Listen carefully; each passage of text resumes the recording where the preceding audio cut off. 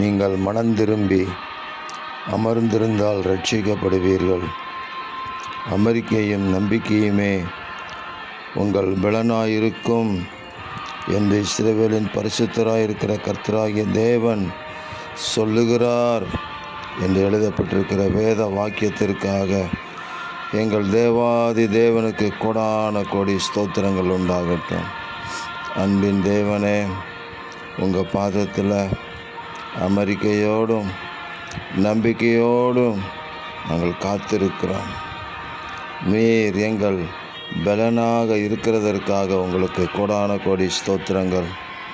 கர்த்தருடைய இரட்சிப்புக்கு நம்பிக்கையோடு காத்திருக்கிறது நல்லது என்று எழுதப்பட்டிருக்கிற வேத வாக்கியத்தின்படி ஒவ்வொரு காரியத்திலும் உங்களுடைய இரட்சிப்பு, உங்களுடைய விடுதலை, உங்களுடைய வழிநடத்துதலுக்காக பொறுமையோடு காத்திருக்கிறோம்.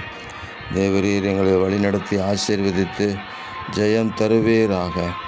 இரட்சகர் இயேசு கிறிஸ்துவின் நாமத்தில் ஜெபிக்கிறோம் பிதாவே. ஆமேன், ஆமேன், ஆமேன்.